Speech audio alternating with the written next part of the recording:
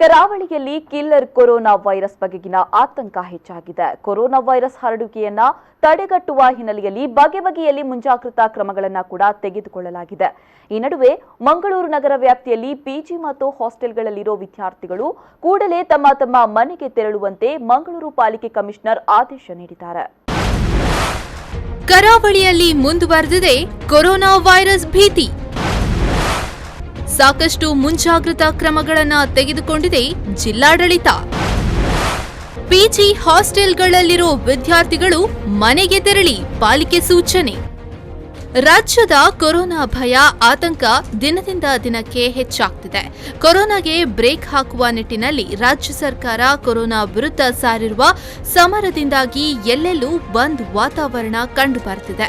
ಈ ನಡುವೆ ರಾಜ್ಯದಲ್ಲಿ ನಿರ್ಬಂಧವನ್ನು ಮತ್ತೆ ವಿಸ್ತರಣೆ ಮಾಡಿ ರಾಜ್ಯ ಸರ್ಕಾರ ಸೂಚನೆ ಹೊರಡಿಸಿದೆ. ಈ ನಡುವೆ ಮಂಗಳೂರು ಮಹಾನಗರ ಪಾಲಿಕೆ ಕೂಡ ಕಟ್ಟುನಿಟ್ಟಿನ ಕ್ರಮಗಳನ್ನು ತೆಗೆದುಕೊಂಡಿದೆ. ಮಂಗಳೂರು ನಗರ ವ್ಯಾಪ್ತಿಯಲ್ಲಿ ಪಿಜಿ ಮತ್ತು ಹಾಸ್ಟೆಲ್ಗಳಲ್ಲಿ ವಾಸವಿರುವ ವಿದ್ಯಾರ್ಥಿಗಳು ಕೂಡಲೇ ತಮ್ಮ ಮನೆಗಳಿಗೆ ತೆರಳುವಂತೆ ಮಂಗಳೂರು ಪಾಲಿಕೆ ಆಯುಕ್ತರು ಆದೇಶವನ್ನ ನೀಡಿದ್ದಾರೆ. ಹೌದು, ಮಂಗಳೂರು ನಗರ ಪ್ರದೇಶದಲ್ಲಿ ಸಾಕಷ್ಟು ಪಿಜಿ ಹಾಗೂ ಹಾಸ್ಟೆಲ್ಗಳಿವೆ. ಸಾವಿರಾರು ವಿದ್ಯಾರ್ಥಿಗಳು ಜೊತೆಗೆ ಉದ್ಯೋಗಸ್ಥರು ಕೂಡ ಅದರಲ್ಲಿ ವಾಸ ಮಾಡುತ್ತಿದ್ದಾರೆ. ಹೆಚ್ಚು ಸಂಖ್ಯೆಯ ಜನರು ಒಂದೇ ಕಡೆ ವಾಸ ಮಾಡುತ್ತಿದ್ದು ಕೊರೋನಾ ವೈರಸ್ ಹರಡುವ ಸಾಧ್ಯತೆ ಹೆಚ್ಚಾಗಿರುತ್ತದೆ. ಈ ನಿಟ್ಟಿನಲ್ಲಿ ಅನೇಕ ಪಿಜಿ ಹಾಗೂ ಹಾಸ್ಟೆಲ್ಗಳಲ್ಲಿ ಸ್ವಚ್ಛತೆಯ ಕಡೆಗೆ ಹೆಚ್ಚು ಗಮನ ನೀಡುವುದಿಲ್ಲ. ಹೀಗಾಗಿ ಮಂಗಳೂರಿನ ಪಿಜಿ ಹಾಗೂ ಹಾಸ್ಟೆಲ್ಗಳಿಗೆ ಕೊರೋನಾ ವೈರಸ್ನಿಂದ ದೂರ ಇರುವಂತೆ ಪಾಲಿಕೆ ಕೆಲವು ಸೂಚನೆಗಳನ್ನು ನೀಡಿದೆ. ಶಾಲಾ ಕಾಲೇಜುಗಳಿಗೆ ರಜೆ ಇರುವ ವಿದ್ಯಾರ್ಥಿಗಳು ತಮ್ಮ ಪಿಜಿ ಅಥವಾ ಹಾಸ್ಟೆಲ್ನಿಂದ ಮನೆಗೆ ತೆರಳಿದರೆ ಒಳ್ಳೆಯದು ಎಂದು ಮಂಗಳೂರು ಮಹಾನಗರ ಪಾಲಿಕೆ ಕಮಿಷನರ್ ಅಜಿತ್ ಕುಮಾರ್ ಹೆಗ್ಡೆ ತಿಳಿಸಿದ್ದಾರೆ.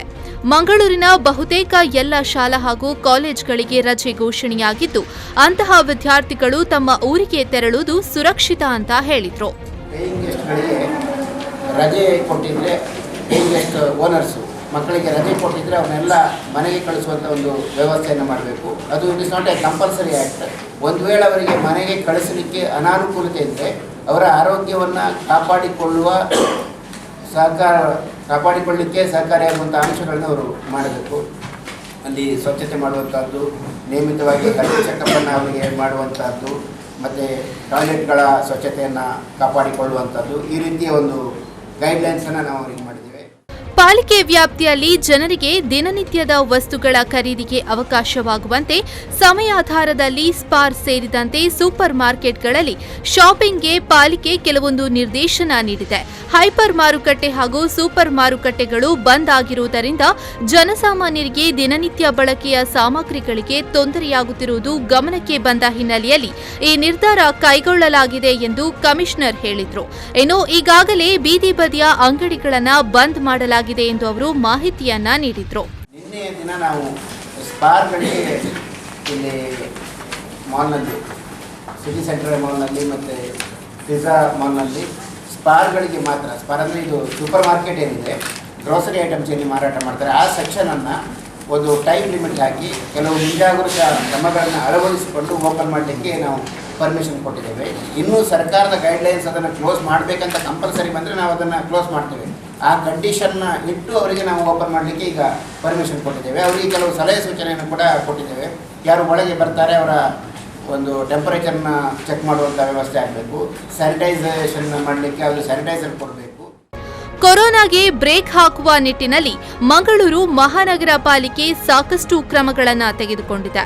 ಜನರಲ್ಲಿ ಜಾಗೃತಿ ಮೂಡಿಸುವ ನಿಟ್ಟಿನಲ್ಲಿ ಬಸ್ಗಳಿಗೆ ಭಿತ್ತಿ ಪತ್ರಗಳನ್ನು ಅಳವಡಿಸುವ ಮೂಲಕ ಜಾಗೃತಿ ಮೂಡಿಸುವ ಕಾರ್ಯಕ್ಕೆ ಮುಂದಾಗಿದೆ. ಈ ಮೂಲಕ ಜನರಲ್ಲಿ ಮೂಡಿರೋ ಆತಂಕವನ್ನು ದೂರ ಮಾಡುವ ಪ್ರಯತ್ನಗಳು ನಡೆಯುತ್ತಿವೆ. ನಾಗೇಶ್ ಕಾವೂರು, ವಿ4 ನ್ಯೂಸ್ 24/7 ಮಂಗಳೂರು.